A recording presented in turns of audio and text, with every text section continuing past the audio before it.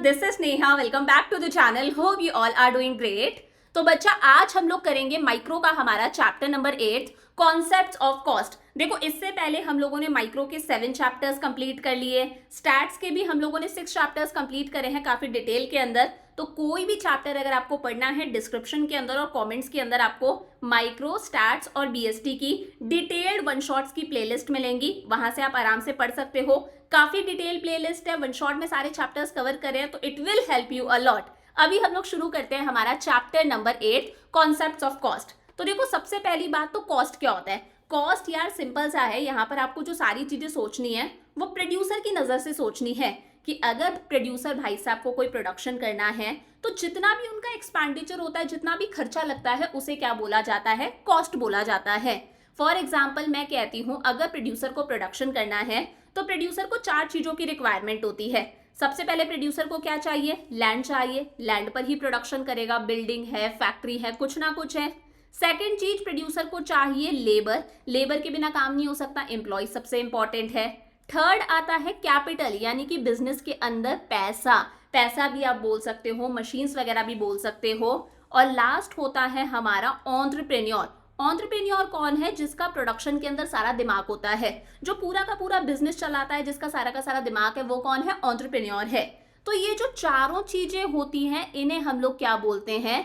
ये होते हैं फैक्टर्स ऑफ प्रोडक्शन। कौन होते हैं? फैक्टर्स ऑफ प्रोडक्शन होते हैं। अब इन पर प्रोड्यूसर का अच्छा खासा खर्चा लगता है। फॉर एग्जाम्पल, जिससे लैंड लिया है उसे क्या देना पड़ता है? रेंट देना पड़ता है। हमारी जो लेबर है, एम्प्लॉयज हैं, उन्हें सैलरी देते हैं, उन्हें वेजेस देते हैं। जिसने बिजनेस के अंदर कैपिटल लगाई है, पैसा लगाया है, उसे उस पैसे पर क्या देते हैं? इंटरेस्ट देते हैं। और एंटरप्रेन्योर, जिसका सारा का सारा दिमाग है, उसे क्या मिलता है? अपने हिस्से का प्रॉफिट मिलता है। तो ये 4 क्या है? फैक्टर्स ऑफ प्रोडक्शन है। फैक्टर्स ऑफ प्रोडक्शन पर जो एक्सपेंडिचर करा जाता है, खर्चा करा जाता है, उस खर्चे को बोला जाता है फैक्टर कॉस्ट। क्या बोला जाता है? Factor cost. चमका अच्छे से? क्या इसके अलावा प्रोड्यूसर कोई और खर्चा नहीं करता? बिल्कुल करता है। इसके अलावा हमारे प्रोड्यूसर को खरीदना होता है रॉ मटेरियल, अदर भी बहुत सारी चीजें होती हैं। तो रॉ मटेरियल पर जो खर्चा करा जा रहा है उसे हम लोग बोलते हैं नॉन फैक्टर कॉस्ट। वो क्या हो गए? हमारे नॉन फैक्टर इनपुट्स हो गए, तो इसे हम लोग बोलेंगे नॉन फैक्टर कॉस्ट। तो सिंपल सा है, फैक्टर्स ऑफ प्रोडक्शन पर जो खर्चा कर रहे हैं वो क्या है? फैक्टर कॉस्ट है। उसके अलावा नॉन फैक्टर इनपुट्स पर जो खर्चा करा जा रहा है वो क्या है? नॉन फैक्टर कॉस्ट है। तो कुल मिला के जितना भी खर्चा प्रोड्यूसर कर रहा है, चाहे वो फैक्टर इनपुट्स पर हो, चाहे वो नॉन फैक्टर इनपुट्स पर हो, उसे बोला जाता है कॉस्ट। समझ में आ गया? Cost refers to the expenditure incurred by a producer on factor as well as non-factor inputs for the given output of a commodity। किसी भी चीज का प्रोडक्शन करने के लिए प्रोड्यूसर जितने भी फैक्टर इनपुट्स यूज कर रहा है, वो जितने भी नॉन फैक्टर इनपुट्स यूज कर रहा है, इस पर जो वो एक्सपेंडिचर करता है, इसे हम लोग क्या बोलते हैं? कॉस्ट बोलते हैं। टोटल क्या है? कॉस्ट है। समझ में आ गया? अब देखो, जब हम कॉस्ट की बात करते हैं ना, तो कॉस्ट के अंदर हम एक्सप्लिसिट कॉस्ट भी लेते हैं प्लस इम्प्लिसिट कॉस्ट भी लेते हैं। मैम, एक्सप्लिसिट और इम्प्लिसिट कॉस्ट क्या होता है? इसे देखो, हम एक एग्जांपल के थ्रू समझते हैं। मैंने कहा प्रोड्यूसर के पास में मान लो 6 लेबर है, प्रोड्यूसर के पास में 6 एम्प्लॉयज हैं। इन 6 में से उसने जो 4 लेबर है, 4 एम्प्लॉयज हैं, वो बाहर से हायर करे हैं, यानी कि मार्केट से हायर करे हैं। अब इन्हें प्रोड्यूसर जो पे करता है ना, आउटसाइडर्स को वो जो पे करता है, इसे हम लोग क्या बोलते हैं? Explicit cost. उसके पास में 6 एम्प्लॉयज हैं, उसमें से जो 4 हैं वो उसने मार्केट से हायर करे हैं, बाहर से बंदे बुलवा रखे हैं। उन्हें जो वो पे कर रहा है वो क्या है? Explicit cost. क्या है? Explicit cost. और बचे हुए जो 2 एम्प्लॉयज हैं वो उसने बाहर से हायर नहीं करे। बचे हुए के लिए मैं कहता हूं, मान लो एक तो प्रोड्यूसर का बेटा है, उसने काम पर लगा रखा है, और एक कौन है? प्रोड्यूसर का भाई है। दोनों उसके क्या है? सेल्फ ओन्ड इनपुट्स है। क्या है? सेल्फ ओन्ड इनपुट्स है। इनकी जो वैल्यू होती है उसे बोला जाता है इम्प्लिसिट कॉस्ट। इन्हें वो वाकई में चाहे पे करे, चाहे वो पे ना करे, लेकिन इनकी जो वैल्यू है, इसे क्या बोला जाता है? Implicit cost. फॉर एग्जाम्पल मैं कहती हूँ, जो प्रोड्यूसर का बेटा है वो पढ़ा लिखा है, अगर वो बाहर किसी दूसरे के यहाँ पर काम करता है ना, तो उसे हर महीने 15,000 रुपीज मिलते हैं। मैंने कहा जो प्रोड्यूसर का भाई है वो भी पढ़ा लिखा है, अगर वो बाहर वाले के किसी के यहाँ काम करता है तो उसे हर महीने मिलते हैं 20K। तो कहीं ना कहीं ये 35 के प्रोड्यूसर क्या कर रहा है, सेक्रीफाइस कर रहा है। वो अपने बेटे को, अपने भाई को अपने बिजनेस में एज अ लेबर यूज कर रहा है। ये लोग 35 के अर्न कर सकते थे लेकिन अर्न नहीं कर रहे। तो पैसे का ना आना भी तो पैसे के जाने के बराबर है। घर में 35 क्या आते लेकिन नहीं आ रहे, वो भी तो पैसे के जाने के बराबर है। तो ये 35,000 क्या है, ये है उसकी इम्प्लिसिट कॉस्ट। समझ में आया? मतलब बाहर से अगर आप इनपुट्स हायर कर रहे हो उसके लिए जो पे कर रहे हो दैट इज एक्सप्लिसिट कॉस्ट। लेकिन अगर आप सेल्फ ओन्ड इनपुट्स यूज कर रहे हो तो उनकी जो वैल्यू है उसे हम लोग क्या बोलते हैं, इम्प्लिसिट कॉस्ट। सिंपल सा है, अगर मान लो प्रोड्यूसर कोई लैंड यूज कर रहा है, किसी बाहर वाले से लैंड उसने ले रखा है जिसके लिए वो रेंट पे करता है 20 के, ये क्या है, एक्सप्लिसिट कॉस्ट है। लेकिन मान लो प्रोड्यूसर अगर खुद का लैंड यूज कर रहा है, अगर इसी लैंड को प्रोड्यूसर किसी को रेंट पर दे देता तो प्रोड्यूसर को रेंट मिलता 50,000, लेकिन उसने रेंट पर नहीं दिया, वो अपना लैंड खुद यूज कर रहा है अपने बिजनेस के लिए। तो ये 50,000 क्या है, उसके लैंड की वैल्यू है, ये 50,000 उसने सेक्रीफाइस कर दिए। ये क्या है, इम्प्लिसिट कॉस्ट। समझ में आ गया? तो कॉस्ट के अंदर हम एक्सप्लिसिट कॉस्ट भी लेते हैं, हम इम्प्लिसिट कॉस्ट भी लेते हैं। Expenditure incurred by the producer on the purchase of inputs from the market is called explicit cost. अगर बाहर से वर्कर्स हायर करे हैं, अगर आप आउटसाइडर को रेंट पे कर रहे हो। वहीं एक्सपेंडिचर, एस्टिमेटेड एक्सपेंडिचर है on the use of self owned inputs. अगर प्रोड्यूसर अपने सेल्फ ओन्ड इनपुट्स यूज कर रहा है, अपना बेटा भाई एज अ लेबर यूज कर रहा है, अपना खुद का लैंड यूज कर रहा है, तो उसकी जो वैल्यू होती है उसे बोला जाता है इम्प्लिसिट कॉस्ट। तो जब हम टोटल कॉस्ट लगाते हैं, निकालते हैं, हम फैक्टर इनपुट्स भी लेंगे, नॉन फैक्टर इनपुट्स भी लेंगे, हम एक्सप्लिसिट कॉस्ट भी लेते हैं प्लस हम इम्प्लिसिट कॉस्ट भी लेते हैं। चमक गया अच्छे से? अब देखो, जब हम इको में बात करते हैं तो इको के अंदर हम हमेशा कौन सी कॉस्ट लेकर चलते हैं, हम लेकर चलते हैं अपॉर्चुनिटी कॉस्ट। कौन सी कॉस्ट? Opportunity cost. बहुत ही सिंपल सा है, कुछ पाने के लिए हमें कुछ सेक्रीफाइस करना पड़ता है। कुछ पाने के लिए हम जो कुछ सेक्रीफाइस करते हैं उसे बोल देते हैं अपॉर्चुनिटी कॉस्ट। फॉर एग्जाम्पल, मैं कहती हूँ प्रोडक्शन करने के लिए मैं खुद का लैंड यूज कर रही हूँ। अब ये लैंड मान लो, ये तो मैं प्रोडक्शन करने के लिए यूज में ले रही हूँ, मेरा खुद का लैंड। अगर यही लैंड मैं किसी को रेंट पर देकर रखती तो मेरे पास में हर महीने रेंट आता 70,000 रुपीज। तो कुछ पाने के लिए, प्रोडक्शन करने के लिए मैंने मेरे लैंड को सेक्रीफाइस करा, मैं उस लैंड को यूज कर रही हूँ, मैंने ये 70,000 रुपए जो मेरे पास में एज अ रेंट आते वो सेक्रीफाइस कर दिए।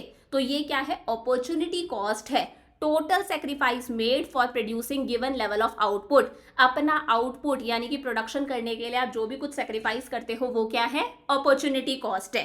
फॉर एग्जाम्पल, अगर मैं एक्सप्लिसिट कॉस्ट की बात करूं तो फॉर एग्जाम्पल मैंने कहा हम लोग लेबर को क्या दे रहे हैं, सैलरी और वेजेस दे रहे हैं।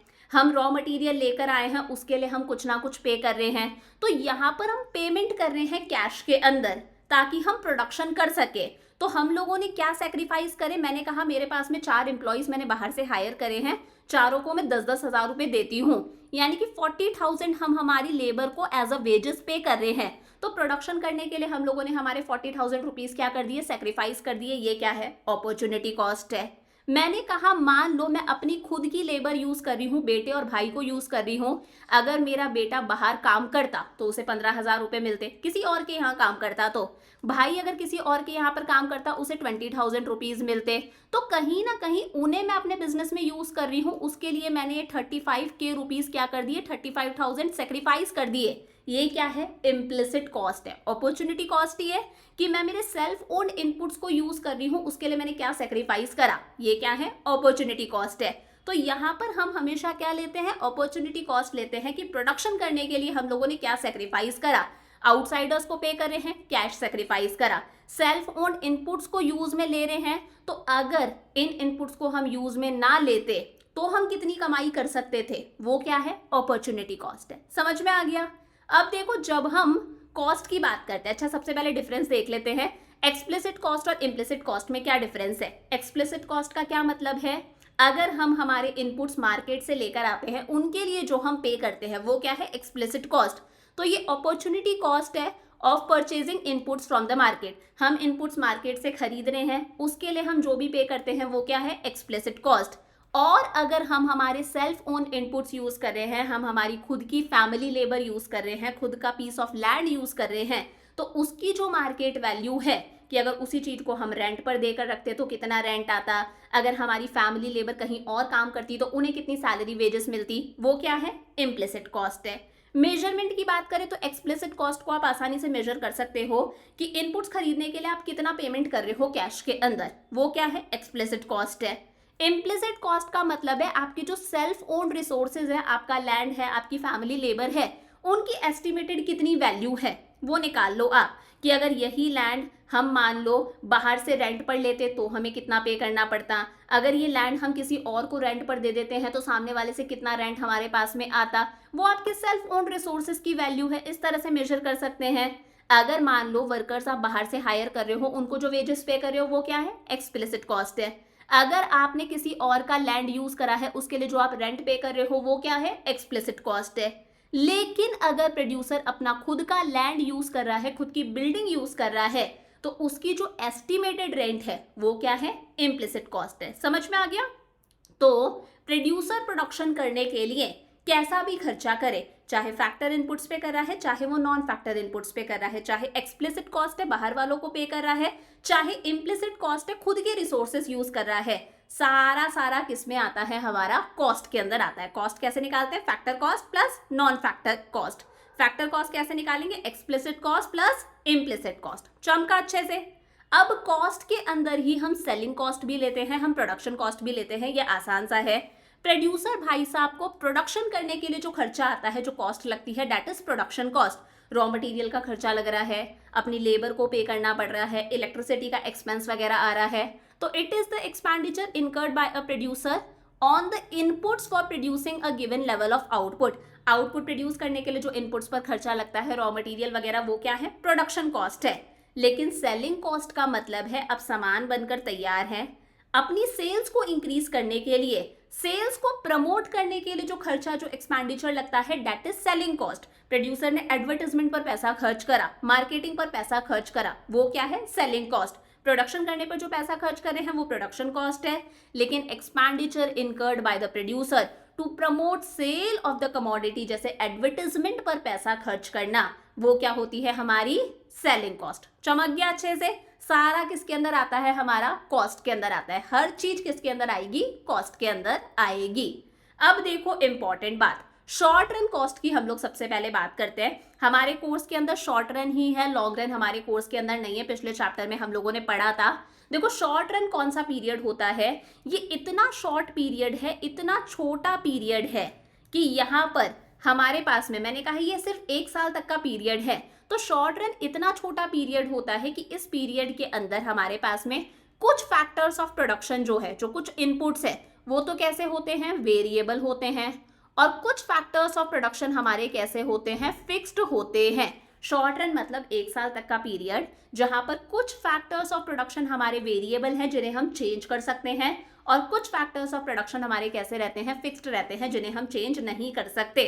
फॉर एग्जाम्पल मैंने कहा फिक्स्ड फैक्टर्स के अंदर आ जाता है हमारा लैंड आ जाता है, इसके अंदर हमारी मशीन्स वगैरह आ जाती हैं। तो शॉर्ट रन के अंदर हम लैंड इंक्रीज नहीं कर सकते। अगर हमारे पास में एक ही लैंड है तो एक ही लैंड हम यूज करेंगे, 5 मशीनें तो 5 ही मशीनें हम यूज करेंगे। लेकिन कुछ फैक्टर्स वेरिएबल होते हैं जिन्हें हम चेंज कर सकते हैं। फॉर एग्जाम्पल हमारी जो परमानेंट लेबर नहीं है, जो कैजुअल लेबर है, कि मान लो मिठाई की दुकान है, उस पर नॉर्मली 5 वर्कर्स होते हैं। अब मान लो दिवाली का सीजन आया और एकदम से मिठाइयों की दुकान डिमांड बढ़ गई, तो हम लोग और लेबर हायर कर लेते हैं। 5 लेबर की बजाय हम लोगों ने हमारी दुकान पर 10 लेबर कर ली, लेबर डबल कर ली। ये क्या है, वेरिएबल फैक्टर्स है, जिन चीजों को आप चेंज कर सकते हो। मैंने कहा आपका एक बुटीक है जहां पर आप ड्रेसेस बनाते हो, तो अगर 10 ड्रेसेस का ऑर्डर आएगा तो 10 के हिसाब से आप इनपुट्स लगाओगे, रॉ मटेरियल लेकर आओगे। अगर 50 ड्रेसेस का ऑर्डर आएगा तो आप 50 के हिसाब से इनपुट्स लेकर आओगे, यानी कि 50 के हिसाब से रॉ मटेरियल लेकर आओगे ना। तो वो रॉ मटेरियल क्या है, वेरिएबल है, जिसे आप चेंज कर सकते हो प्रोडक्शन के साथ में। लेकिन आपका जो लैंड है, जो मशीन है, वो क्या है, फिक्स्ड है। ऐसा नहीं है कि 10 ड्रेसेस का ऑर्डर है तो आपके पास में 2 मशीन है, 50 ड्रेसेस का ऑर्डर आ गया तो आप और मशीन खरीदोगे, ना बाबा ना। तो शॉर्ट रन वो पीरियड होता है जहां पर हमारे कुछ फैक्टर्स तो फिक्स्ड होते हैं, मशीन और लैंड वगैरह, और कुछ फैक्टर्स वेरिएबल होते हैं जिन्हें हम बदल सकते हैं। तो देखो जितना भी खर्चा फिक्स्ड फैक्टर्स पर करा जाता है, मशीन पर, लैंड वगैरह पर, उस कॉस्ट को बोला जाता है फिक्स्ड कॉस्ट। समझ में आ गया? जितना भी एक्सपेंडिचर प्रोड्यूसर फिक्स्ड फैक्टर्स पर करता है, लैंड पर, मशीन पर, वो क्या है? फिक्स्ड कॉस्ट है। और जितना भी एक्सपेंडिचर प्रोड्यूसर वेरिएबल फैक्टर्स पर करता है, जैसे लेबर पर करता है, जैसे रॉ मटेरियल पर करता है, उसका इलेक्ट्रिसिटी का बिल हो गया, अगर कम प्रोडक्शन है तो बिजली का बिल कम आएगा, प्रोडक्शन ज़्यादा करा है तो इलेक्ट्रिसिटी बिल ज़्यादा आएगा, उस कॉस्ट को हम लोग क्या बोलते हैं? Variable cost. चमका अच्छे से? तो जब हम टोटल कॉस्ट निकालते हैं ना, तो उसमें हम फिक्स्ड कॉस्ट भी लेते हैं, उसमें हम वेरिएबल कॉस्ट भी लेते हैं। फिक्स्ड कॉस्ट को हम टीएफसी भी बोल सकते हैं, ध्यान रखना, टीएफसी मतलब टोटल फिक्स्ड कॉस्ट, और वेरिएबल कॉस्ट को हम टीवीसी बोल सकते हैं, टोटल वेरिएबल कॉस्ट। तो जब हम टोटल कॉस्ट निकालते हैं तो हमें टोटल फिक्स्ड कॉस्ट भी लेनी है, टोटल वेरिएबल कॉस्ट भी लेनी है। टोटल फिक्स्ड कॉस्ट कौन सी कॉस्ट है? जो फिक्स फैक्टर्स पर खर्चा करा जा रहा है। और फिक्स्ड कॉस्ट हमेशा क्या रहती है? शॉर्ट रन के अंदर कांस्टेंट रहती है, क्योंकि शॉर्ट रन के अंदर एक साल के अंदर हम हमारी मशीन को इंक्रीज नहीं कर सकते, हम हमारे लैंड को इंक्रीज नहीं कर सकते, तो ये कॉस्ट क्या रहती है? हमेशा कांस्टेंट रहती है। लेकिन वेरिएबल कॉस्ट क्या होती है? हमारी इंक्रीज होती है with the increase in output. अगर प्रोडक्शन ज़्यादा करना है तो हो सकता है हम कैजुअल लेबर ज़्यादा हायर कर लें, प्रोडक्शन ज़्यादा करना है तो रॉ मटेरियल भी ज़्यादा खरीदते हैं, तो ये कॉस्ट क्या होती है? इंक्रीज होती है। समझ में आ गया? तो देखो, सबसे पहले हम फिक्स्ड कॉस्ट की बात करते हैं। फिक्स्ड कॉस्ट को हम क्या बोल सकते हैं? TFC, total fixed cost. Fixed cost refers to expenditure incurred by the producer on the use of fixed factors of production. Producer जो fixed factors use कर रहा है, मशीनरी और लैंड, उस पर जो खर्चा करा जाता है, that is fixed cost. These costs do not change with the change in the level of output. ये कॉस्ट हमारी आउटपुट के साथ में चेंज नहीं होती। मैंने कहा एक लैंड पर हम 0 से लेकर 1000 इतनी यूनिट्स प्रोड्यूस कर सकते हैं। एक पीस ऑफ लैंड है, इस पर मैं 0 से लेकर 1000 ड्रेसेस तक प्रोड्यूस कर सकती हूँ। तो चाहे मेरे पास में 5 ड्रेसेस का ऑर्डर आए, चाहे मेरे पास में 50 ड्रेसेस का ऑर्डर आए, चाहे 500 ड्रेसेस का ऑर्डर आए, चाहे 1000 ड्रेसेस का ऑर्डर आए, जो फिक्स्ड कॉस्ट लगी है मेरे लैंड की वो तो सेम ही रहेगी। लैंड के लिए जो मैं रेंट पे कर रही हूँ, चाहे मेरे पास में 5 ड्रेसेस का ऑर्डर आए तभी भी मुझे उतना ही रेंट पे करना है, चाहे मेरे पास में 1000 ड्रेसेस का ऑर्डर आ जाए तो भी मुझे वही रेंट पे करना है। तो फिक्स कॉस्ट हमारी आउटपुट के साथ साथ में चेंज नहीं होती। इवन जब हमारा आउटपुट 0 होता है ना, कि मेरे पास में 0 ड्रेसेस का ऑर्डर आया है, मान लो कोविड चल रहा है और कोई भी मुझे ऑर्डर नहीं दे रहा, 0 ड्रेसेस का ऑर्डर है, तो भी मुझे मेरा रेंट तो पे करना पड़ेगा ना, जो भी मेरे लैंड का रेंट है वो तो पे करना है। तो इवन अगर हमारा आउटपुट 0 है तो भी हमारी कुछ ना कुछ फिक्स्ड कॉस्ट तो लगती ही है। इसके दूसरे नाम क्या है? इसे हम सप्लीमेंट्री कॉस्ट बोलते हैं, ओवरहेड कॉस्ट बोलते हैं और इनडायरेक्ट कॉस्ट बोलते हैं। जैसे आपने कोई लैंड खरीदा है, फिक्स्ड कॉस्ट है, बार बार आप बदल नहीं सकते, चाहे प्रोडक्शन 0 हो चाहे ज़्यादा हो। मशीनरी का जो खर्चा है फिक्स्ड कॉस्ट है। आपने लाइसेंस लिया है, आपने किसी चीज़ के लिए लाइसेंस लिया है, चाहे आप 5 यूनिट बनाओ चाहे आप 1000 यूनिट बनाओ, लाइसेंस की फीस तो सेम रहेगी। आपके कुछ परमानेंट वर्कर्स हैं, मैंने कहा आपकी दुकान के अंदर जो 10 वर्कर्स हैं वो कैसे हैं? परमानेंट है, इन्हें आप हटाते नहीं हो। चाहे 0 ऑर्डर आए चाहे 100 ऑर्डर आए, ये 10 वर्कर्स तो हमेशा रहेंगे, तो इन्हें तो आपको हमेशा पे करना है। ये क्या है? फिक्स्ड कॉस्ट है। समझ में आ गया? तो फिक्स्ड कॉस्ट हमेशा हमारी क्या रहती है? सेम रहती है। मैंने कहा ये है यूनिट्स, कि आपने 0 ड्रेस बनाई, 1 ड्रेस बनाई, आपने 6 ड्रेसेस बनाई, ये क्या है? आपकी यूनिट्स है। किसकी यूनिट्स है? मैंने कहा ड्रेसेस की यूनिट्स है। और ये आपकी फिक्स्ड कॉस्ट है, जिसे हम लोग क्या बोलते हैं? TFC, total fixed cost. तो टोटल फिक्स्ड कॉस्ट हमेशा हमारी कैसी रहती है? कांस्टेंट रहती है, चाहे हम कितना भी प्रोडक्शन करें। इवन जब 0 ड्रेसेस का ऑर्डर आया है तो भी आपको लैंड का रेंट तो पे करना ही पड़ेगा, उतना ही। समझ में आया? तो टीएफसी क्या रहती है? हमेशा कांस्टेंट रहती है। अब किस तरह से प्रेजेंट करोगे? मैंने कहा ये एक्स एक्सेस है, उस पर हम क्या दिखा रहे हैं? हमारे आउटपुट दिखा रहे हैं, यूनिट्स। और वाई एक्सेस है, जिस पर हम क्या दिखा रहे हैं? Total fixed cost. तो देखो आउटपुट हमारा 0 to 6 है, तो ओरिजिन ये हो गया 1 2 3 4 5 6, ये क्या है? हमारी यूनिट्स है। उसके बाद में हमारे पास में फिक्स कॉस्ट कितनी है? 10 है। तो एक काम करो, ये मैंने 10 बना दिया, ठीक है। फिक्स कॉस्ट हमेशा हमारी क्या है? सेम है। अब प्लॉट करो, यूनिट 0 हैं तो भी फिक्स कॉस्ट 10 है, 1 यूनिट बना रहे हैं तो भी 10 है, 2 यूनिट बना रहे हैं तो भी 10 है, 3 यूनिट्स बना रहे हैं तो भी 10 है, 4 यूनिट्स बना रहे हैं तो भी 10 है, 5 यूनिट्स पर भी 10 है, 6 यूनिट्स पर भी 10 है। तो फिक्स्ड कॉस्ट क्या है? हमारी कांस्टेंट है। अगर आप इन पॉइंट्स को ज्वाइन करोगे तो हमारे पास में क्या आएगा? ये हमारे पास में टीएफसी आ गया। मतलब टोटल फिक्स कॉस्ट क्या है? एक हॉरिजॉन्टल स्ट्रेट लाइन, एक लेटी हुई लाइन है जो कि इस एक्स एक्सिस के क्या बन रही है, पैरेलल बन रही है। सिंपल सा है, यहाँ पर अगर मैं बना दूं तो टीएफसी का कर्व किस तरह से बनेगा, ये बन गया आपका टीएफसी का curve, total fix cost horizontal straight line जो क्या है एक्स एक्सिस के पैरेलल है। तो टीएफसी का कर्व क्या है, एक स्ट्रेट लाइन एक्स एक्सिस के पैरेलल। टीएफसी कांस्टेंट है, हर लेवल ऑफ आउटपुट पर कितना लग रहा है, 10 रुपए कॉस्ट लग रही है। इवन जब हमारा आउटपुट 0 है तभी भी हमारी टोटल फिक्स्ड कॉस्ट सेम लगी है, कितनी लगी है, 10 रुपीज। समझ में आ गया। दूसरी कौन सी कॉस्ट थी, एक तो था टीएफसी, दूसरी कॉस्ट है हमारे पास में TVC, total variable cost. Variable cost मतलब रॉ मटेरियल पर खर्चा, हमारी जो कैजुअल लेबर है, 10 तो परमानेंट वर्कर्स है जो हमेशा रहेंगे, उसके अलावा भी हम एक्स्ट्रा वर्कर्स रखते हैं। मान लो प्रोडक्शन ज्यादा हो गया, मान लो दिवाली का सीजन आ गया है, क्रिसमस आ गया है, बहुत ज्यादा प्रोडक्शन करना है, तो उस पर्टिकुलर टाइम के लिए हम कुछ एक्स्ट्रा वर्कर्स को हायर करते हैं, फिर जैसे ही काम हो जाता है उन्हें हटा देते हैं, सीजन चल जाता है तब हटा देते हैं। वो क्या है, हमारी कैजुअल लेबर है। तो इन पर जो खर्चा करते हैं उसे बोला जाता है variable cost, total variable cost. तो वेरिएबल कॉस्ट कौन सी कॉस्ट है, it refers to expenditure incurred by the producer on the use of variable factors of production. Producer जो वेरिएबल फैक्टर्स यूज कर रहा है उस पर जो खर्चा करा जाता है उसे बोलते हैं हम वेरिएबल कॉस्ट। ये कॉस्ट हमारी वॉल्यूम ऑफ आउटपुट के साथ साथ में चेंज होती है। मान लो 0 ड्रेसेस का ऑर्डर है तो रॉ मटेरियल पर कोई खर्चा नहीं होगा, ठीक बात है। हमारे जो फिक्स्ड एम्प्लॉइज है उनको तो हम पे कर रहे हैं, वो तो फिक्स्ड कॉस्ट में गया। 0 ड्रेसेस हैं, रॉ मटेरियल पर कोई खर्चा नहीं है, मतलब वेरिएबल कॉस्ट भी हमारी 0 है।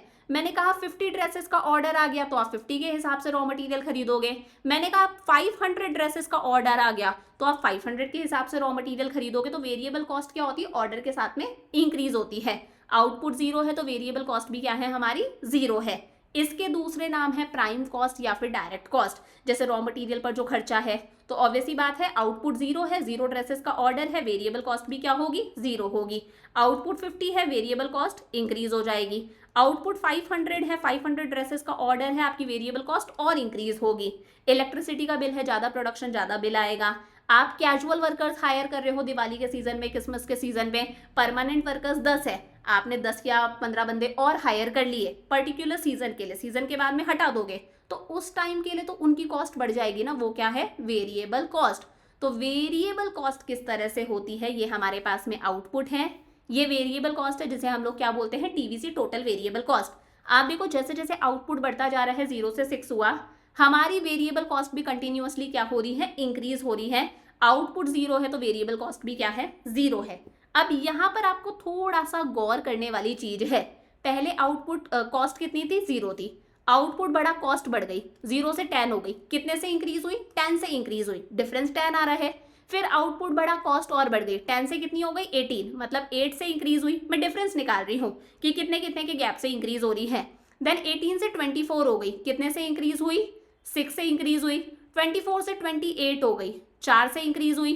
फिर 28 से 32 हो गई तो अगेन 4 से इंक्रीज हुई। 32 से 38 हो गई, अब कितने से इंक्रीज हुई है, हमारे पास में 6 से इंक्रीज हुई। मान लो और एक और यूनिट का ऑर्डर आ गया तो ये 38 से मैंने कहा 46 हो गई, मान लो कितने से इंक्रीज हो गई, 8 से इंक्रीज हो गई। मतलब जैसे जैसे आउटपुट बढ़ रहा है हमारी वेरिएबल कॉस्ट भी क्या हो रही है, इंक्रीज हो रही है। लेकिन किस रेट से इंक्रीज हो रही है वो आपको गौर करना है। देखो पहले 0 से 10 हुई, 10 से 18 हुई, 18 से 24, 24 से 28। अगर आप गौर से देखोगे तो टोटल वेरिएबल कॉस्ट इंक्रीज तो हो रही है लेकिन धीरे धीरे इंक्रीज हो रही है। धीरे धीरे इंक्रीज मतलब पहले 10 से इंक्रीज हुई, फिर 8 से इंक्रीज हुई, फिर सिर्फ 6 से, फिर 4 से, फिर 4 से। मतलब ये जो डिफरेंस है वो डिफरेंस धीरे धीरे क्या होता जा रहा है, कम होता जा रहा है। मतलब टोटल वेरिएबल कॉस्ट इंक्रीज तो हो रही है लेकिन कौन सी रेट से, डिक्रीजिंग रेट से। डिक्रीजिंग रेट का मतलब है ये जो डिफरेंस है वो धीरे धीरे क्या हो रहा है, कम होता जा रहा है। फिर वो इंक्रीज हो रही है कौन सी रेट से, इंक्रीजिंग रेट से। आप देखो अब डिफरेंस बढ़ गया, 4 से 6 हो गया, 6 से 8 हो गया। मतलब अब इंक्रीज हो रही है कौन सी रेट से, इंक्रीज हो रही है इंक्रीजिंग रेट से। समझ में आया, हमें डिफरेंस निकालना है, वो डिफरेंस हमें रेट बताता है। डिफरेंस कम होता जा रहा है मतलब इंक्रीज हो रही है डिक्रीजिंग रेट से, डिफरेंस बढ़ता जा रहा है मतलब इंक्रीज हो रही है इंक्रीजिंग रेट से। अब याद करो मैंने पिछले चैप्टर में आपको बताया था, मान लो ये टोटल वेरिएबल कॉस्ट ऐसी होती, 0, 10, 20, 30, 40, 50, 60, 70, 80 इस तरह से होती। मतलब कंटिन्यूअसली 10-10 के गैप से अगर ये इंक्रीज होती तो हम कर्व कैसा बनाते, इसका इस तरह से बनाते, एक स्ट्रेट लाइन बनती।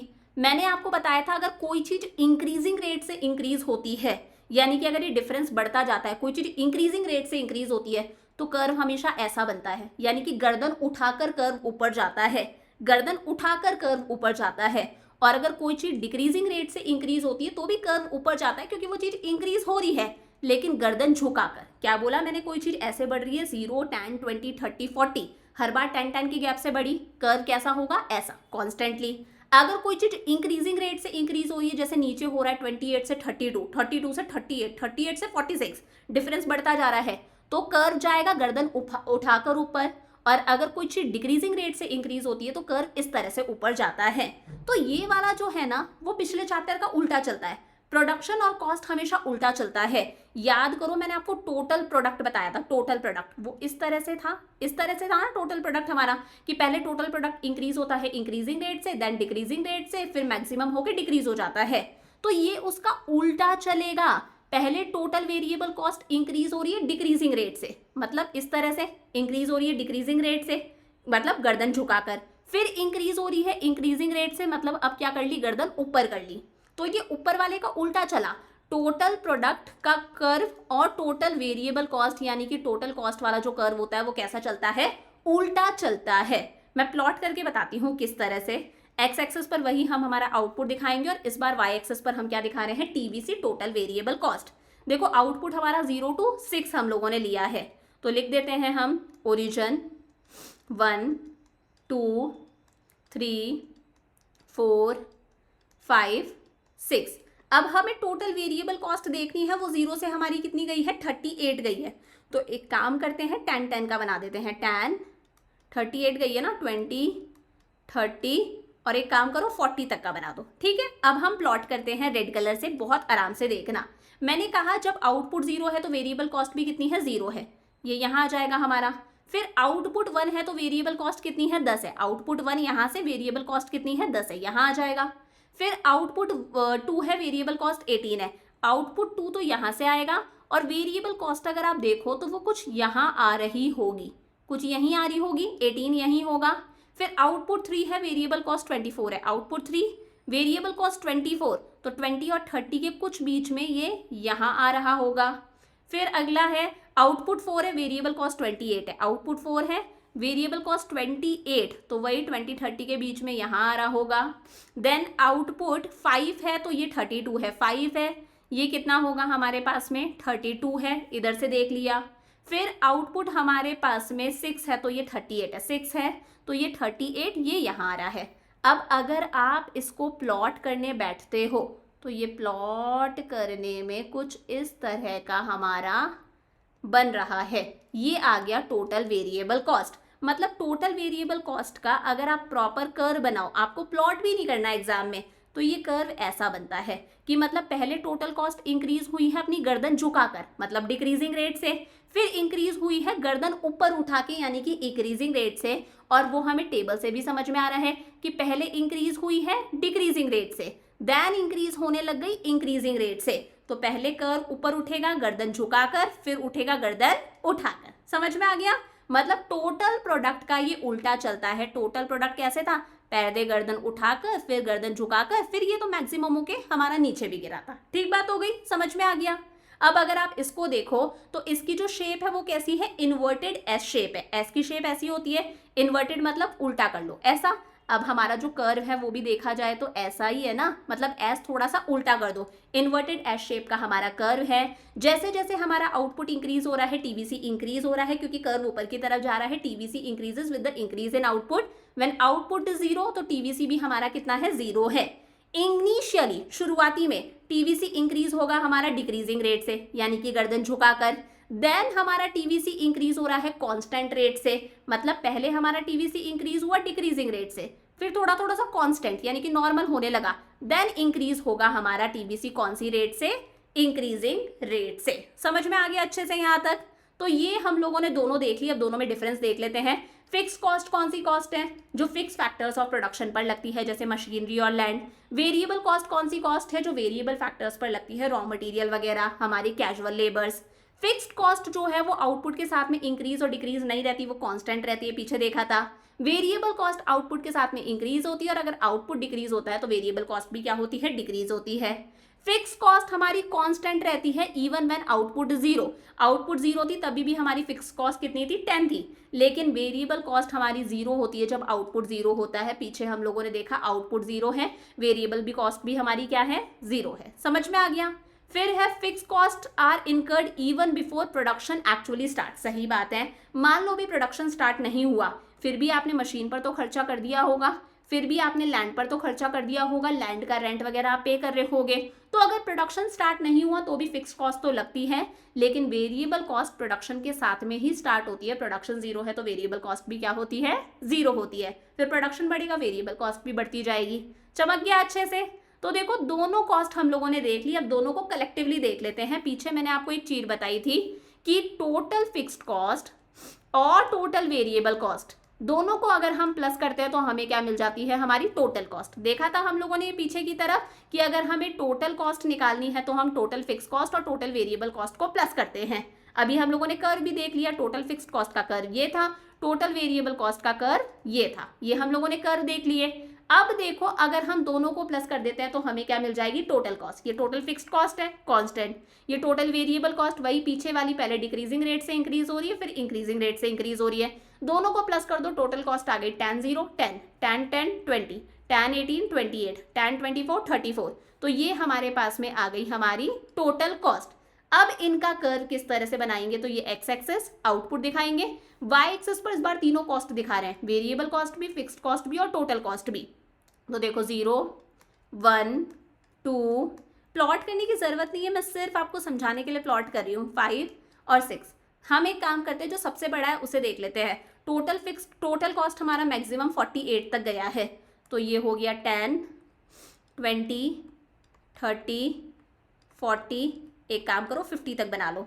अब देखो फिक्स्ड कॉस्ट के लिए तो सोचने की जरूरत नहीं है, फिक्स कॉस्ट हमारी क्या है, कांस्टेंट है। 0 पर भी 10 है, 1 पर भी 10 है, 2 पर भी 10 है, 3 पर भी 10, हर बार क्या है, ये हमारी 10 है। तो इसके लिए तो हमें सोचने की जरूरत नहीं है, इसका हम लोगों ने ये कर्व बना दिया, ये हमारा हो गया total fixed cost. Easy peasy, horizontal straight line parallel to X axis. अब हमें बनाना है टीवीसी, जो हम लोगों ने पिछली बार बनाया था।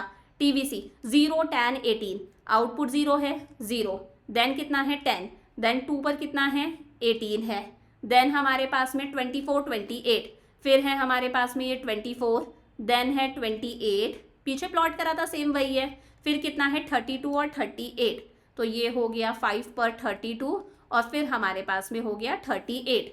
ये हम लोगों ने बना लिया हमारा टोटल वेरिएबल कॉस्ट, ये हो गई हमारी टोटल वेरिएबल कॉस्ट। अब इन दोनों को जब हम प्लस कर रहे हैं तो हमारे पास में क्या आ रही है, टोटल कॉस्ट आ रही है, इसे हमें प्लॉट करना है। तो टोटल कॉस्ट हमारी जो है वो किसके पैरेलल बनेगी, वो टीवीसी के पैरेलल बनेगी। अभी बताती हूँ कैसे।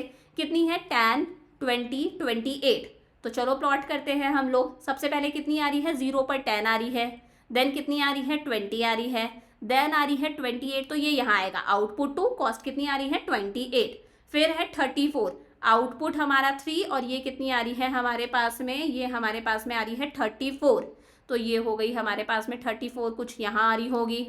फिर आउटपुट 4 है तो 38, आउटपुट 4 है इट इज़ 38, आउटपुट 5 है 42, आउटपुट 5 है तो ये आ गई 42 और लास्ट है आउटपुट 6 है तो कितनी आ रही है 48।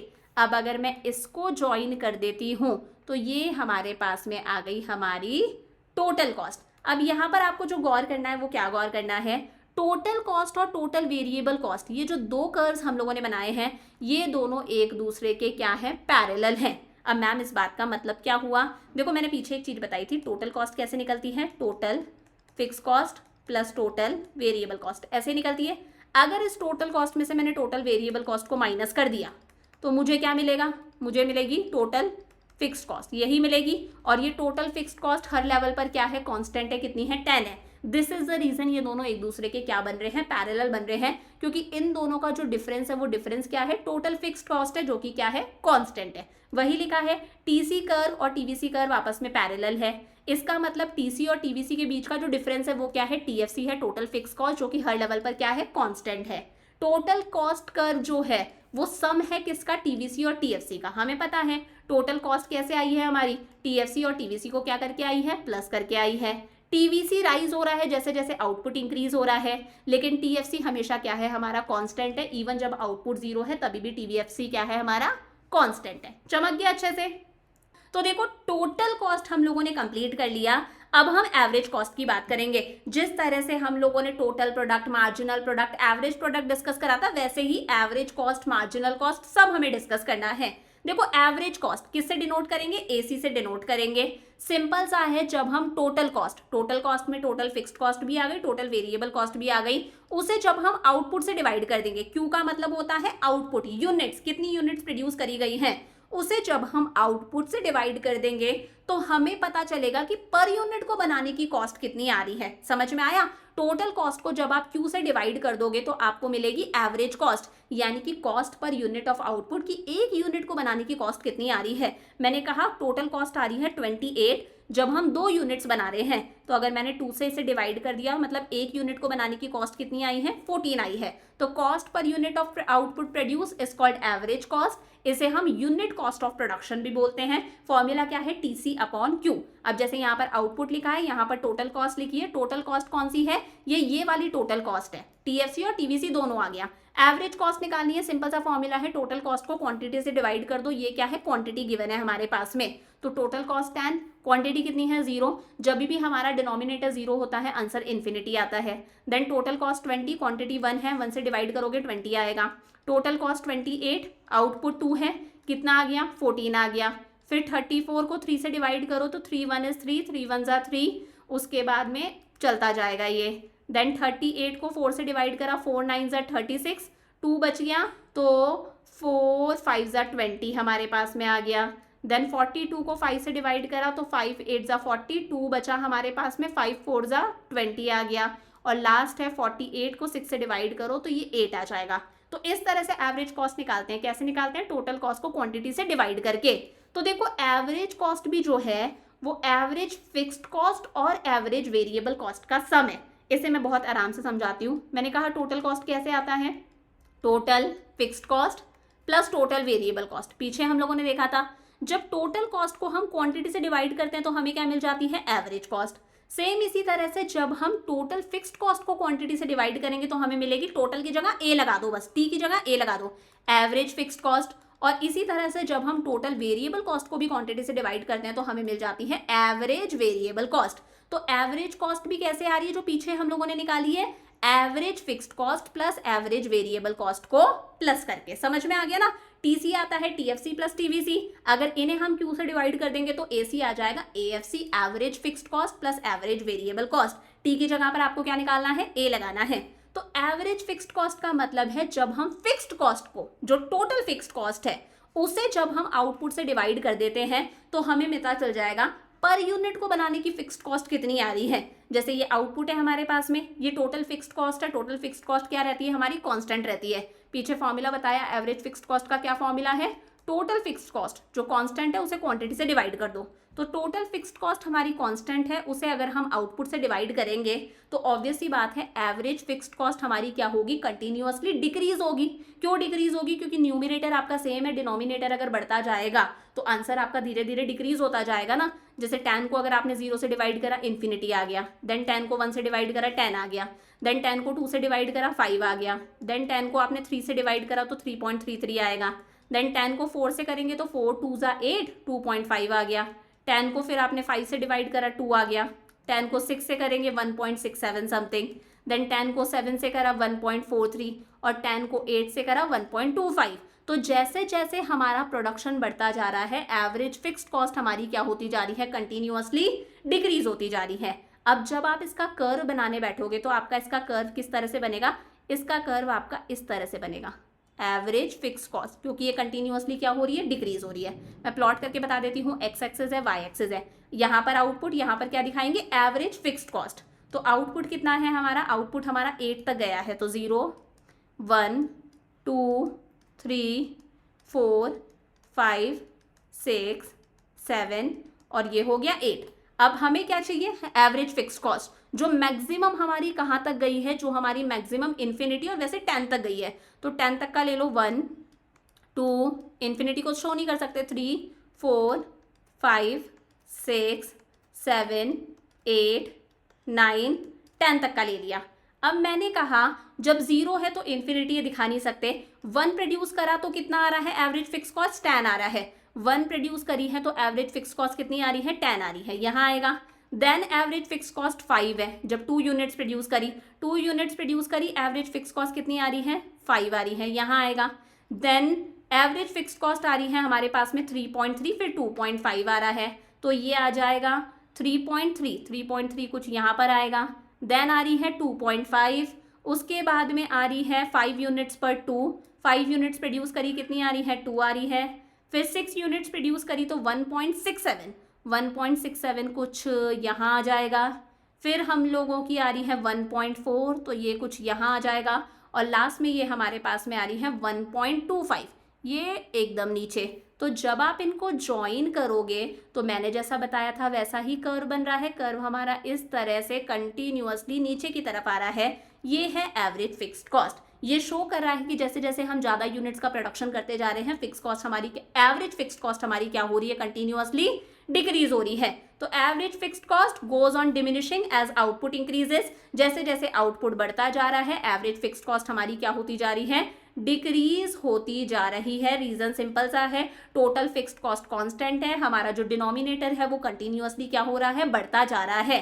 अब AFC कर्व इस रेक्टेंगुलर हाइपरबोला, ये बहुत इंपॉर्टेंट बात है। इस बात का मतलब है आप AFC कर्व ले लो किसी भी पॉइंट पर आपने AFC कर्व ले लिया, और अगर आप उसको इधर से भी ज्वाइन कर दो और अगर आप इसको इधर से भी ज्वाइन कर दो, तो ये जो अंदर रेक्टेंगल बन रहा है ना, ये रेक्टेंगल आप कहीं से भी ले लो, हर बार रेक्टेंगल का एरिया क्या आएगा, सेम आएगा। रेक्टेंगल का एरिया का फॉर्मूला क्या होता है, length into breadth.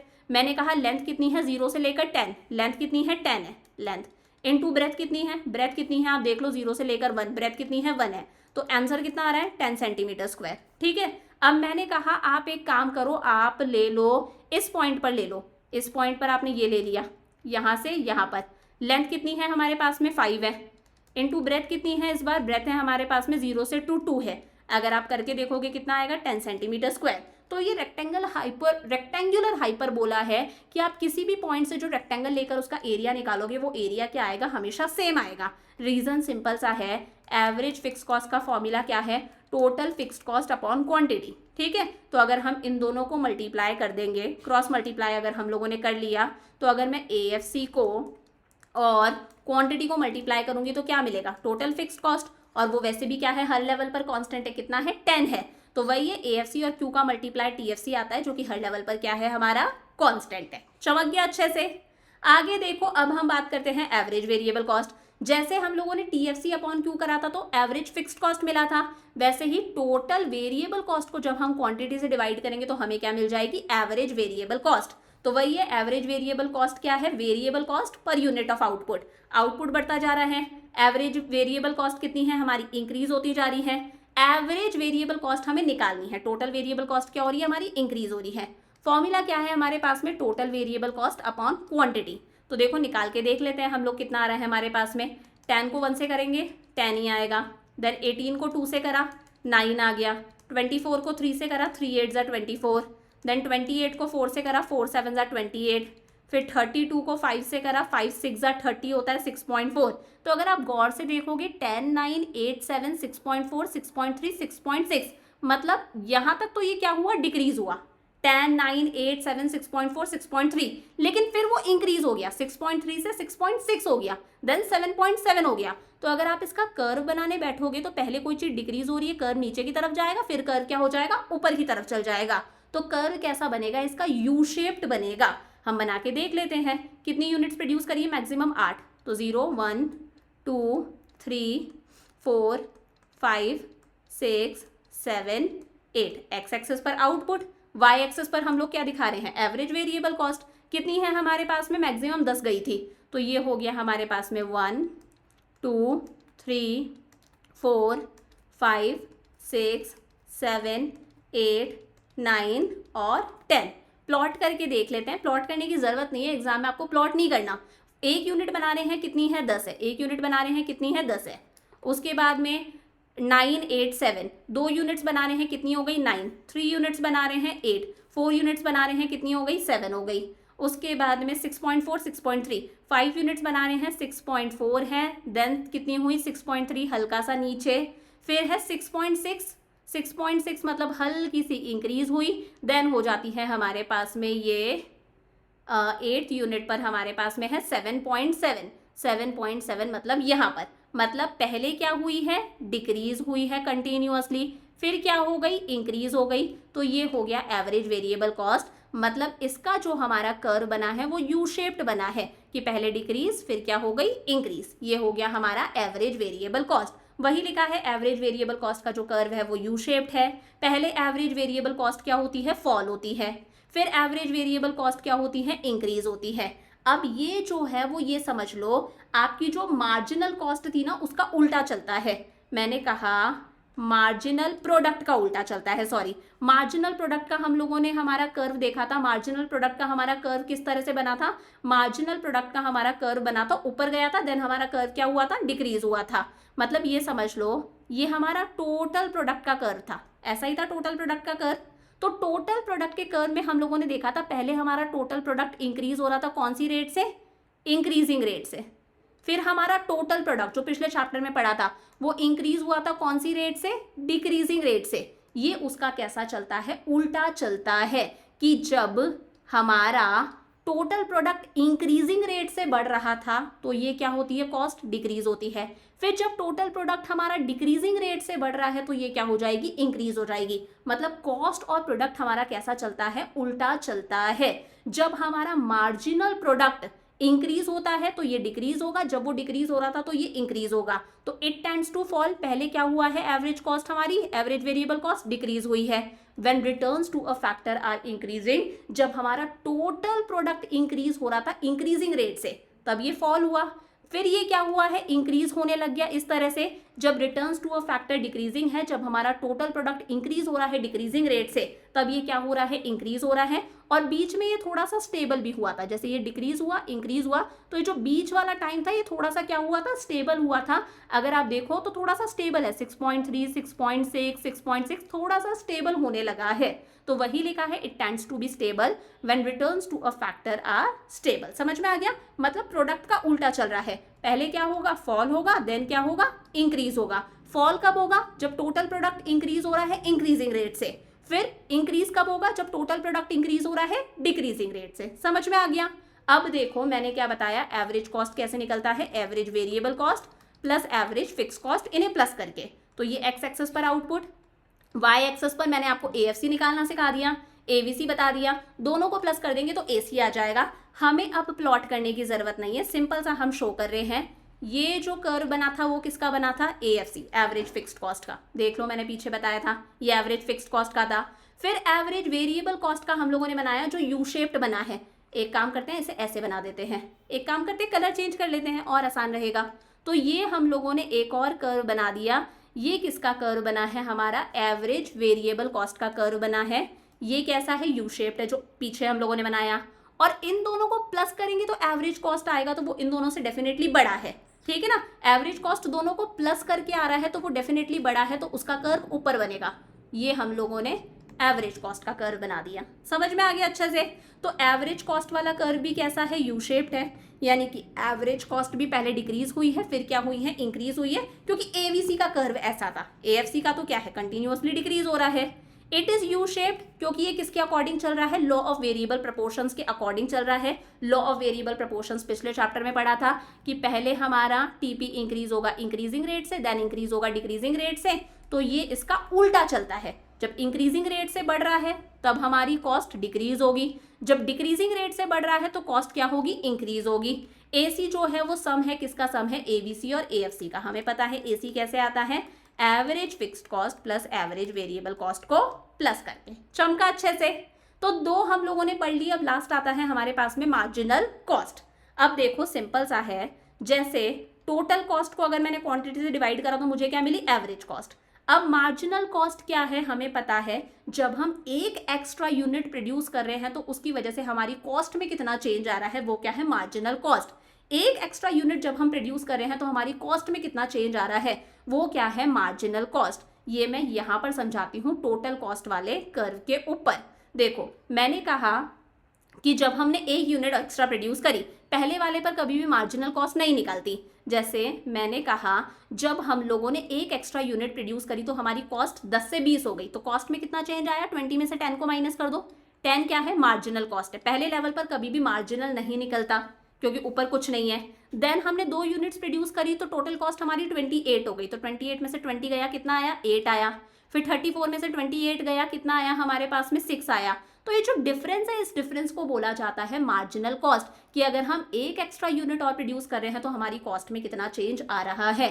Marginal cost is the change in total cost when an additional unit of output is produced. अब कैसे निकालेंगे, जिस लेवल की आपको मार्जिनल कॉस्ट निकालनी है उस लेवल की टोटल कॉस्ट में से उससे पहले वाले की टोटल कॉस्ट माइनस कर दो। सिंपल सा है, मुझे मार्जिनल कॉस्ट निकालनी है, मान लो मुझे मार्जिनल कॉस्ट निकालनी है 5th यूनिट की। कौन सी यूनिट की, 5th यूनिट की मुझे मार्जिनल कॉस्ट निकालनी है।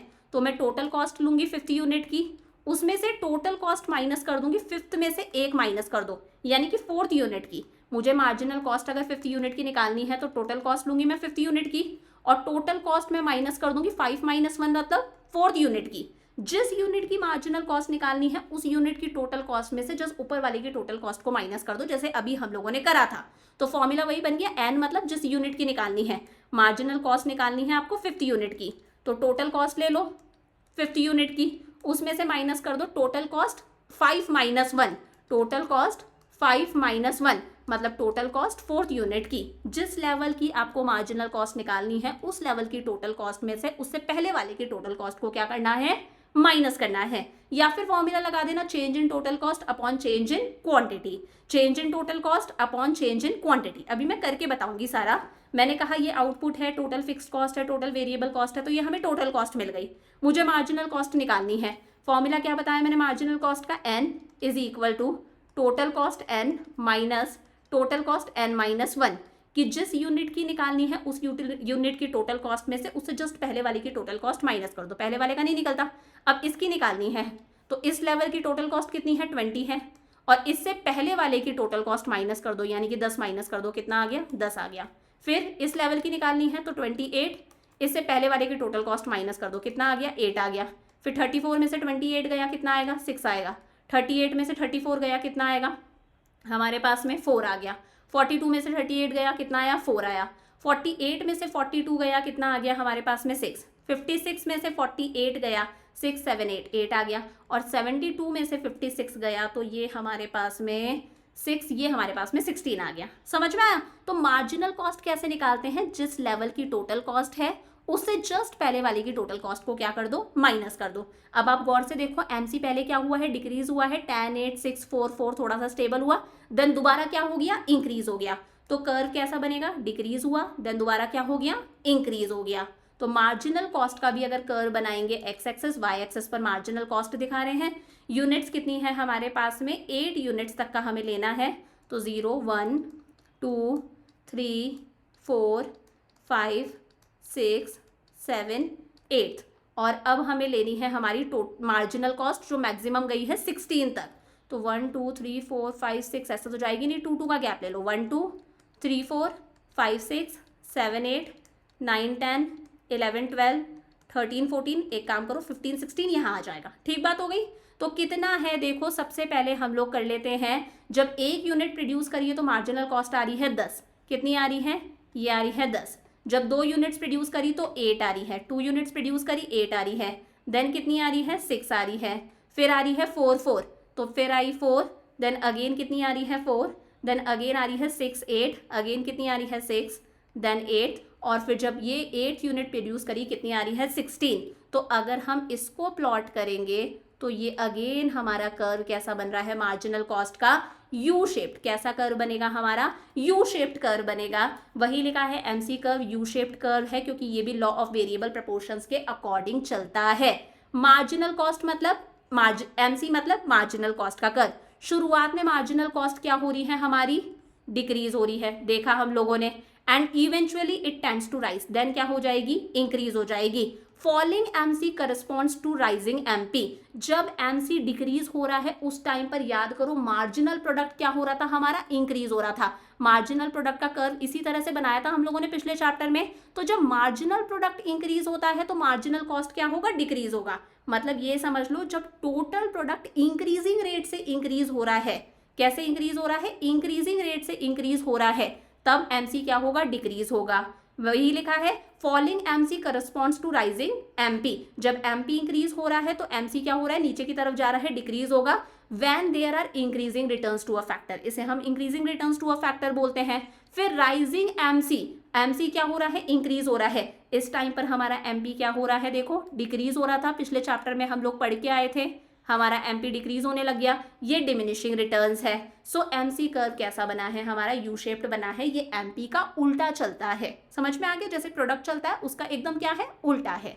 अब देखो MC is variable cost only, ये तो बहुत ऑब्वियस बात है। मैंने यहाँ पर एमसी निकाला, एमसी क्या है, टोटल कॉस्ट का डिफरेंस है, लेकिन ये डिफरेंस सिर्फ और सिर्फ वेरिएबल कॉस्ट की वजह से आ रहा है क्योंकि फिक्स कॉस्ट तो हमारी कांस्टेंट है। अगर आप वेरिएबल कॉस्ट भी माइनस करोगे, 10 में से 0 गया कितना आएगा, 10 आएगा। 18 में से 10 गया 8 आया, 24 में से 18 गया 6 आया, 28 में से 24 गया 4 आया। तो अगर आप ये देखोगे tan 864, ये भी tan 864 है। मतलब ये जो मार्जिनल कॉस्ट है वो सिर्फ क्यों आ रहा है, वेरिएबल कॉस्ट की वजह से आ रहा है। टोटल फिक्स कॉस्ट तो यहाँ पर कांस्टेंट है, उसमें तो कोई चेंज आ ही नहीं रहा। तो ये जो मार्जिनल कॉस्ट का अगर मैं कर्व बना रही हूँ, ये वाला है ना, तो इसके अंदर का ये जो एरिया है, ये एरिया पूरा का पूरा सिर्फ और सिर्फ क्या शो कर रहा है, ये सिर्फ और सिर्फ टोटल वेरिएबल कॉस्ट शो कर रहा है, क्योंकि चेंज सिर्फ वेरिएबल कॉस्ट में आ रहा है, फिक्स कॉस्ट तो हमारी क्या है, कांस्टेंट है। ये बात याद रखना, ये जो मार्जिनल कॉस्ट है, ये जो टोटल कॉस्ट में चेंज आ रहा है ना, टोटल कॉस्ट में चेंज ही तो मार्जिनल कॉस्ट है। मार्जिनल कॉस्ट कैसे निकाला है, टोटल कॉस्ट को माइनस कर करके। तो टोटल कॉस्ट में जो चेंज आ रहा है वो चेंज सिर्फ और सिर्फ किसकी वजह से आ रहा है, वेरिएबल कॉस्ट की वजह से। फिक्स कॉस्ट तो हमारी कांस्टेंट है। दिस इज द रीजन ये पूरा एरिया क्या कहलाता है, टोटल वेरिएबल कॉस्ट। अब देखो छोटे छोटे से कर्व्स और रिलेशंस है। जैसे एक रिलेशन है एसी और एमसी के बीच में। एसी कैसे निकालते हैं, टोटल कॉस्ट को क्वांटिटी से डिवाइड करके एसी निकल जाता है, देखा था, टोटल कॉस्ट को क्वांटिटी से डिवाइड करके। और एमसी कैसे निकालते हैं, total cost n minus total cost n minus 1, कि बस माइनस करते जाओ। 10 में 20 में से 10 गया 10 आ गया, 28 में से 20 गया 8 आ गया, माइनस करते जाओ। इन दोनों में रिलेशंस देखना है, और इनका रिलेशन कोई बहुत बड़ी बात नहीं है। एक्स एक्सिस पर आउटपुट है, वाई एक्सिस पर हम दो कॉस्ट के रिलेशन देख रहे हैं, average cost and marginal cost. 3 number में पूछा जाता है ये क्वेश्चन, बहुत आसान सा है, सिंपल सा है। आपको सबसे पहले एवरेज कॉस्ट का कर्व बनाना है, जो हमें पता है यू शेप्ड बनेगा। ये एवरेज कॉस्ट का कर्व बन गया, मान लो, ठीक है। पहले डिक्रीज हुआ फिर इंक्रीज हुआ। और एमसी का मार्जिनल कॉस्ट का कर्व जो बनेगा वो ऐसा बनेगा कि इससे नीचे से शुरुआत होगी, और ये एसी का लोएस्ट पॉइंट है, ये एसी का लोएस्ट पॉइंट है, लोएस्ट पॉइंट है, ये यहाँ से काटता हुआ जाएगा, ये एसी को उसके लोएस्ट पॉइंट से काटता हुआ जाएगा एमसी का कर्व। इस तरह से आपको ये दोनों कर्व्स बनाने हैं। पहले एसी बनाया, फिर एसी का जो लोएस्ट पॉइंट है उससे एमसी काटता हुआ जाएगा। अब रिलेशन सिंपल सा है, यहां से लेकर ई पॉइंट तक एसी जो है वो नीचे की तरफ आ रहा है, यानी कि फॉल कर रहा है। तो जब एसी फॉल कर रहा है, यानी कि जब डिक्रीज हो रहा है, तब आप देखो इस पॉइंट से पहले कौन सा कर्व ऊपर है, एसी का कर्व ऊपर है या एमसी का कर्व ऊपर है, एसी का कर्व ऊपर है ना। जो कर्व ऊपर होता है वही हमेशा बड़ा कहलाता है। ई पॉइंट से पहले एसी का कर्व ऊपर है, एमसी का कर्व नीचे है, पर्पल वाला कर्व नीचे है। तो जब एसी फॉल हो रहा है तब देखा जाए तो एमसी एसी से छोटा है, क्योंकि उसका कर्व नीचे है, ठीक है। फिर जैसे ही एसी इंक्रीज होने लगा, ई पॉइंट के बाद में एसी राइज होने लगा, उस पॉइंट के बाद में देखो कौन सा कर्व ऊपर है, एमसी का ऊपर है या एसी का ऊपर है, एमसी का ऊपर है। तो एमसी जो है वो एसी से बड़ा हो गया। समझ में आ गए दो रिलेशन। जब एसी फॉल कर रहा है तब MC is lower than AC, लेकिन जब एसी राइज कर रहा है तब MC is more than AC. दो तो ये पॉइंट्स हो गए। और थर्ड पॉइंट ये है कि जो एमसी वाला कर्व है वो एसी के कर्व को उसके लोएस्ट पॉइंट से काटता है। जो एसी का लोएस्ट पॉइंट है ई, वहां से वो उसको काटता हुआ गया है। तो वही है व्हेन एसी फॉल्स, जब एसी फॉल कर रहा है, जैसे ये क्या है, एसी है, और ये क्या है, हमारा एमसी है। जब एसी फॉल कर रहा है, ई पॉइंट से पहले नीचे की तरफ आ रहा है, तो एमसी एसी से लोअर है, आप देख लो उसका कर्व नीचे है। When average cost falls, marginal cost is less than average cost.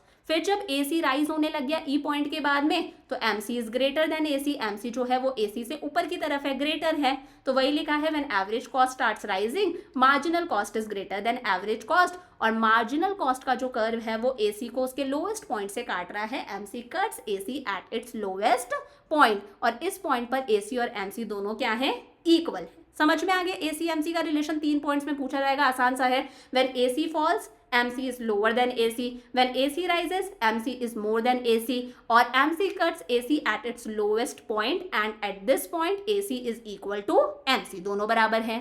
फिर दो रिलेशन है टोटल कॉस्ट और मार्जिनल कॉस्ट के बीच के रिलेशन। सिंपल सा है, मार्जिनल कॉस्ट का कर्व किस तरह से है, पहले डिक्रीज होगा देन क्या होगा, इंक्रीज होगा, यू शेप था, हम लोगों ने देखा था, तो ये हमारा मार्जिनल कॉस्ट का कर्व हो गया। ठीक है, नीचे वाले पर हम एक्स एक्सिस पर, ये वाई एक्सिस क्या है, मार्जिनल कॉस्ट दिखा रहे हैं, ऊपर वाले पर हम लोग क्या दिखा रहे हैं, टोटल कॉस्ट दिखा रहे हैं। तो ये पहले डिक्रीज होगा फिर इंक्रीज होगा। जब मार्जिनल कॉस्ट डिक्रीज हो रही है तो टोटल कॉस्ट का, अगर आपको कर्व याद है तो मैंने कर्व सिखाया था टोटल कॉस्ट का, ये रहा हमारा टोटल कॉस्ट का कर्व, कि टोटल कॉस्ट का कर्व हमेशा इंक्रीज हो रहा है, पहले गर्दन झुका के इंक्रीज हो रहा है, इंक्रीज हो रहा है डिक्रीजिंग रेट से, फिर इंक्रीज हो रहा है इंक्रीजिंग रेट से, मतलब पहले इंक्रीज हो रहा है डिक्रीजिंग रेट से, फिर इंक्रीज हो रहा है इंक्रीजिंग रेट से, यही कर्व है। तो सिंपल सी बात है, जब MC डिक्रीज हो रहा है तो भी TC इंक्रीज तो हो रही है, लेकिन जब MC डिक्रीज हो रहा है तो TC इंक्रीज होगा गर्दन झुका के डिक्रीजिंग रेट से इस पॉइंट तक। ठीक है, उसके बाद में जब MC इंक्रीज हो रहा है तो TC इंक्रीज हो रहा है कौन सी रेट से, इंक्रीजिंग रेट से। समझ में आ गया ना, मतलब जब MC डिक्रीज हो रहा है इस पॉइंट तक अगर हमें देखा जाए तो TC हमारा इंक्रीज होगा कौन सी रेट से, डिक्रीजिंग रेट से, फिर MC इंक्रीज होने लग गया तो TC इंक्रीज होगा हमारा इंक्रीजिंग रेट से। एक बार दोबारा बता देती हूँ, ये MC का कर्व है तो TC का कर्व कैसा बनेगा, ये बनेगा हमारा इस तरह से। जब MC डिक्रीज हो रहा है तो TC इंक्रीज हो रहा है डिक्रीजिंग रेट से, जब MC इंक्रीज हो रहा है तो TC इंक्रीज हो रहा है हमारा इंक्रीजिंग रेट से। मार्जिनल कॉस्ट क्या होता है, डिफरेंस होता है टोटल कॉस्ट का, जैसे बताया मैंने, total cost of n minus total cost n-1, ये दो सक्सेसिव यूनिट्स के टोटल कॉस्ट का डिफरेंस है। व्हेन MC इज डिमिनिशिंग, जब मार्जिनल कॉस्ट हमारा डिक्रीज हो रहा है तो टोटल कॉस्ट इंक्रीज हो रहा है कौन सी रेट से, डिमिनिशिंग यानी कि डिक्रीजिंग रेट से। फिर व्हेन MC इज राइजिंग, जब MC हमारा इंक्रीज होने लग गया तो टोटल कॉस्ट इंक्रीज हो रहा है इंक्रीजिंग रेट से। When MC reaches it's lowest point, जब MC अपने लोएस्ट पॉइंट पर है, इस पॉइंट पर है, तब TC हमारा थोड़ा सा स्टेबल हुआ था। कैसा हुआ था, थोड़ा सा स्टेबल हुआ था, और TC ने डिक्रीजिंग रेट से इंक्रीज करना बंद कर दिया था। इस पॉइंट पर TC जो डिक्रीजिंग रेट से इंक्रीज हो रहा था वो उसने बंद कर दिया था, वो कौन सी रेट से इंक्रीज होने लग गया था, इंक्रीजिंग रेट से। समझ में आ गया। अब छोटा सा है, AVC और MC का रिलेशन भी वैसा ही है। ये मैंने बोला AVC भी कैसा होता है, यू शेप्ड होता है, जैसा हम लोगों ने AC और MC का बनाया था ना, सेम वही AVC और MC का है। ठीक है, बस AVC की जगह पर क्या आ गया, AC की जगह पर क्या आ गया, AVC आ गया। जो पीछे हम लोगों ने एवरेज कॉस्ट और मार्जिनल कॉस्ट वाला देखा था, सेम वही है, बस एवरेज कॉस्ट की जगह पर एवरेज वेरिएबल कॉस्ट आ गया। तो ये एवरेज कॉस्ट की जगह पर एवरेज वेरिएबल कॉस्ट, और ये MC इसको इसके लोएस्ट पॉइंट से काटता हुआ जा रहा है। सेम वो का वो है कि भाई E पॉइंट से पहले जब AVC फॉल कर रहा है तब MC is lower than AVC, वही है सेम बात। फिर जब AVC हमारा राइज हो रहा है तब MC is more than AVC, और फिर वही है इस पॉइंट पर जब AVC अपने लोएस्ट पॉइंट पर है तब उसको MC काटता हुआ जाता है when AVC is constant. MC और AVC दोनों बराबर हैं, it is the lowest point of AVC, या फिर लिख दो MC cuts AVC at its lowest point and at this point MC is equal to AVC। तो सेम जैसा AC और MC का था सेम वही है, AC की जगह पर आपको क्या लिखना है, AVC लिखना है। सिंपल है। और लास्ट छोटा सा एक साथ सारे के सारे डायग्राम्स देख लो, ये पूछा नहीं जाएगा, एक्स्ट्रा गिवन था, मैं बता देती हूँ। सबसे पहले AFC, याद करो AFC का कर्व कैसा था, ये था हमारा AFC, एवरेज फिक्स कॉस्ट, जो कंटिन्यूअसली क्या हो रहा था, डिक्रीज हो रहा था। फिर है एवरेज वेरिएबल कॉस्ट, ये हम लोगों ने बना लिया हमारा एवरेज वेरिएबल कॉस्ट। ठीक है, उसके बाद में हम लोगों ने बना लिया एवरेज कॉस्ट। एवरेज कॉस्ट एक काम करते हैं लास्ट में बनाते हैं, और एक है मार्जिनल कॉस्ट। तो मार्जिनल कॉस्ट के बारे में हमें एक चीज पता है, मार्जिनल कॉस्ट अभी हम लोगों ने देखा एवरेज वेरिएबल कॉस्ट को उसके लोएस्ट पॉइंट से काटता हुआ जाएगा। मार्जिनल कॉस्ट जो है वो एवरेज वेरिएबल कॉस्ट को उसके लोएस्ट पॉइंट से काटता हुआ जाएगा। तो एवरेज वेरिएबल कॉस्ट का लोएस्ट पॉइंट कौन सा है, ये है लोएस्ट पॉइंट, यहां से काटता हुआ जाएगा। तो देखो इसके बारे में अगर हम देखें, ये बन गया हमारा मार्जिनल कॉस्ट, कि मार्जिनल कॉस्ट का जो कर्व है वो एवरेज वेरिएबल कॉस्ट का लोवेस्ट पॉइंट ये था, यहाँ से इसे काटता हुआ गया। और एक AC है, AC और MC के बारे में भी हम लोगों ने पढ़ा था कि जो मार्जिनल कॉस्ट का कर्व है वो AC को उसके लोवेस्ट पॉइंट से काटेगा। तो ये मैंने बना दिया AC का लोवेस्ट पॉइंट, ये मैंने बना दिया AC का लोवेस्ट पॉइंट, कि MC ने AC को भी उसके लोवेस्ट पॉइंट से काट दिया। एक बार दोबारा मैं समझाने के लिए बना दूं ये वाली स्लाइड। सबसे पहले हम लोग बना लेते हैं एवरेज फिक्स कॉस्ट, कोई टंटा नहीं है, ये बन गई एवरेज फिक्स कॉस्ट। फिर हम लोग बना लेते हैं एवरेज वेरिएबल कॉस्ट, तो ये हम लोगों ने बना ली मान लो एवरेज वेरिएबल कॉस्ट। हमें पता है एवरेज वेरिएबल कॉस्ट का ये जो है वो मिनिमम पॉइंट है। कौन सा पॉइंट है? मिनिमम पॉइंट है। तो हमें एक चीज दिमाग में रखनी है कि जो मार्जिनल कॉस्ट है वो एवरेज वेरिएबल कॉस्ट को उसके लोवेस्ट पॉइंट से काटता हुआ जाएगा। तो ये जो मार्जिनल कॉस्ट वाला कर्व है वो कैसा बनेगा? इसको काटता हुआ जाएगा। तो ये हम लोगों ने मार्जिनल कॉस्ट वाला कर्व बना दिया जो ABC को उसके लोवेस्ट पॉइंट से काटता हुआ चले गया। और ये जो मार्जिनल कॉस्ट वाला कर्व है वो AC को भी उसके लोवेस्ट पॉइंट से काटता है और सबसे ऊपर AC बनता है।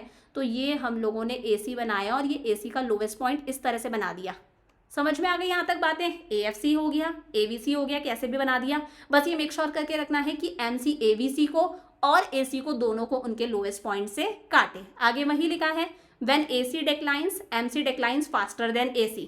देखो जब AC डिक्रीज हो रहा है तो MC भी डिक्रीज हो रहा था, लेकिन MC AC से भी ज्यादा फास्टर डिक्रीज हो रहा है। आप देख लो AC का कर्व ऊपर है, MC का कर्व नीचे है। जो जितना नीचे होता है वो उतना ही छोटा होता है। तो AC जब डिक्रीज हो रहा है तो MC भी डिक्रीज हो रहा है, लेकिन फास्टर डिक्रीज हो रहा है। MC कर्व जो है वो AC कर्व के नीचे है, AC का कर्व तो ऊपर वाला है, MC का कर्व देखो कितना नीचे है। पहला पॉइंट क्लियर हो गया।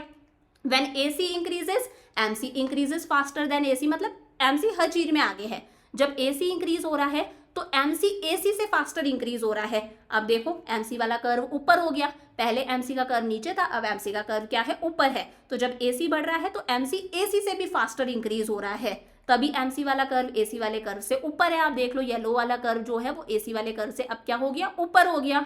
उसके बाद में since MC declines faster than AC it reaches its lowest point earlier than AC। क्योंकि MC बहुत स्पीड से डिक्रीज हो रहा था पहले भी, तभी देखो AC का लोवेस्ट पॉइंट अब इस लेवल पर आया था, लेकिन MC का लोवेस्ट पॉइंट तो यहीं पर आ गया था। MC का लोवेस्ट पॉइंट बहुत पहले आ गया था क्योंकि वो बहुत स्पीड से डिक्रीज हो रहा है और फिर स्पीड से ही वो इंक्रीज होने लग गया। तो वही लिखा है MC जो है वो AC से फास्टर डिक्रीज हो रहा है, इसीलिए MC का लोवेस्ट पॉइंट पहले आ गया था। So that MC starts rising even when AC is falling. AC का लोवेस्ट पॉइंट यहाँ पर आया है, तो देखो AC गिर रहा है, AC गिर रहा है, लेकिन इस पॉइंट पर आने के बाद में MC हमारा इंक्रीज भी होने लग गया। MC फास्टर है, उसका लोवेस्ट पॉइंट भी पहले आया, मैंने नाम दे दिया N, और वो लोवेस्ट पॉइंट के बाद में इंक्रीज भी होने लग गया। AC तो अब इंक्रीज होने लगा है, वो पहले ही इंक्रीज होने लग गया, उसकी स्पीड बहुत ज़्यादा है। और MC जो है वो AC और ABC दोनों को उनके लोवेस्ट पॉइंट से काट रहा है। आप देख लो ABC को भी उसके लोवेस्ट पॉइंट से काटा है इस पॉइंट पर, और AC को भी उसके लोवेस्ट पॉइंट से काटा है।